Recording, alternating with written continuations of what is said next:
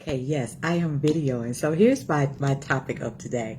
I put something out early this morning, and well, not too early, but I don't know why I crack up at this assignment God has given me. But anyway, it's an inside joke between he and I. Anyway, I put something out there early this morning or earlier today about women. And listen, we've been in the house for a minute. You know, come on, ditch the t-shirts and the moo-moos and the sweatpants and all that. And if you're part of the Queen Network, you know my flow. So it's a lot of things I don't have to say. You kind of already know why I'm saying what I'm saying. But I did put the information both in the Queen Network, which I didn't get the kind of response. And it's not bad response. Remember, I respect all perspectives. But I wanted to comment on this because I just found it an opportunity to teach, and I take every opportunity to teach, and God was ministering to me about it afterwards. And I got a different response inside of the Queen Network than I did outside. Well, let me put it like this, with some other friends that I was having this conversation with. But you guys, you have to understand, for those of us that have been called into this relationship lane, we get a lot of things behind the scene. There are times when I put posts out there that men will respond and they'll be like, sis, you were right on it, or talk about this, say this, you know. So I'm in another chat and we were having this discussion, and this guy hit another relationship coach's DM. And I immediately I said yes, because anytime I put anything out there, in certain things out there, I get the same thing. Okay. So I posted it this morning, and really what it was about was women stepping their game up in the way they look around the house and so forth. I've been talking about that before coronavirus. Okay. Because first of all, we're not talking about boyfriend, girlfriend kind of stuff. I think it was Judge. What is her name?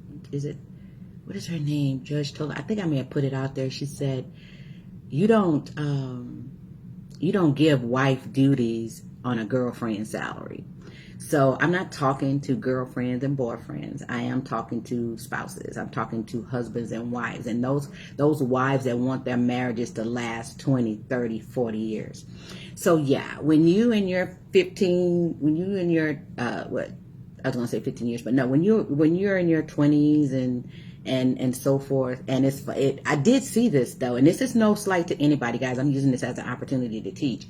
The response that I got was different between the millennials and those that are beyond millennial, okay? Because they understand the game. They know what I'm talking about, right? But what I wanted to make clear is that the reason why I say step your game up is to make you feel better first. This is really all about self-love for you, because there's something that happens to a woman when she pulls herself together, her hair, and ladies, don't even come at me with the negativity, okay? Because something happens to you when you know your makeup is on fleek, when you know your hair is right and tight, and it's whatever. It makes you feel a certain kind of way. And feelings are important because they inspire you to do things. They put you in a different space. And so your king is going to notice that. Here's what I have to say about what he says and what he thinks. First of all, like you said, you saw in the post, the man tried to say it. He should have just basically he should have just came right, not picked the right time, but just came out and said it. He tried to, but she didn't pick up on the hints. Okay. But a man, your king, who has been assigned to you, he's going to love you no matter what. You could have on a what do you say, a grocery bag sack or a croaker sack or something. I mean, he's going to love you in the good times and the bad times. Ladies, that's not what I'm saying. That's not what I'm talking about. You can be butt naked, covered in mud. Well, I better take that back. But I was going to say butt naked, covered in mud, but you may like that. Depends on what you into. But that's your house, right? But you get what I'm saying. He's going to love you regardless. This has nothing to do with love. in the sense of how he cares about you or how he feels about you. This has to do with sensuality. This has to do with attraction. This has to do with inspiration. Okay. We're not talking about love at this point. A man is aesthetically attracted to things. He's visual. Okay. You know his makeup. So why not play to that? Why not? If you're his queen, you love him, so you want to see him inspired. You want to keep him inspired. You don't have to dress up in a ball gown every day. That's not what I'm saying. I'm saying being aesthetically pleasing to the eye. So when you walk across the room, I don't care if he's watching a football game. If I walk across the room looking like this, I don't care if somebody about to throw a touchdown. I'm probably going to get a look. That's all I'm saying, guys. That's all I'm saying. It ain't that deep. But for those of you that you want that 20-year, that 30-year, that 40-year, and you don't just want the numbers, honey, listen to me. You want the excitement from 0 to 40 years, it doesn't change. Then you need to pay attention to what we're telling you. For those of us that's been in the game a lot longer than you have, guys, have a great day. I had to do it. I tell guys sometimes, I say, you know what? I was really okay staying in the financial arena. I've always felt the way I felt about relationships, but then last year something happened and I was studying and I kind of stepped into something and I said, God, I don't understand. Why is the divorce rate just as high in the church as it is in the world? Because you've given us the test to an exciting, not just a long-term marriage. Forget that. You can have a long-term marriage and be absolutely miserable.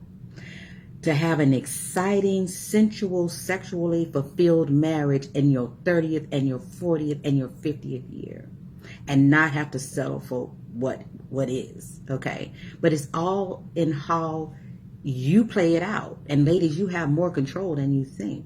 So when I asked God, I said, why does the divorce rate is just as high in the church as it is in the world? When we have a fixed test, how we're supposed to treat one another, it talks about the woman respecting him loving her, and why and all that. Go read your Bible, guys. And then there's a book of the Bible that one day I stumbled on. I was like, whoa, well, hello. And that's the Song of Solomon.